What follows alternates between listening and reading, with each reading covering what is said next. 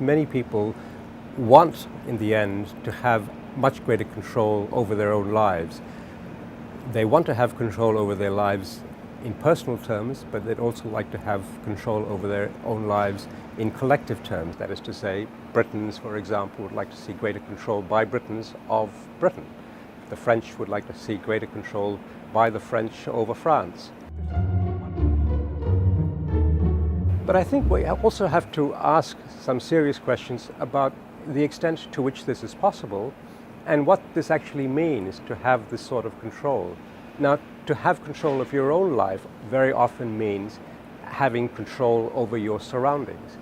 But having control over your surroundings may also mean having control over other people. The difficulty here is that if you want control over other people, this means that the price of your control is somebody else's loss of control. How do you address this question? That is really the important thing. And I think too many people have simply assumed that getting back control is a kind of neutral thing, that everybody can have this control. Well, it may not be possible. If you want your local community to look a particular way, that's fine if everybody in the community wants that. But if not everybody does, you're going to have to say to some people, I'm getting control and you're going to lose it. Now, something similar holds for the state or the nation more generally.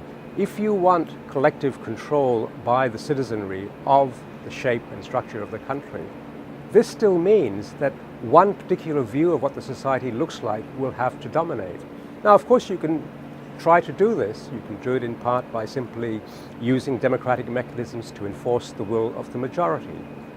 But this actually, interestingly, goes against hundreds of years of European history and European values, because European values have for a long time been about how we think about the interests and rights and concerns of the minority, especially of the most significant minority, which is the individual.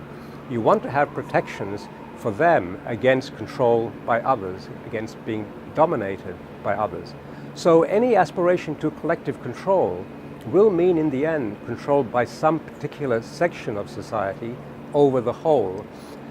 The whole history, I think, of European thought has been an attempt to struggle with this question. How do we manage, on the one hand, to have some sort of collective control, and on the other hand, retain some kind of individual freedom?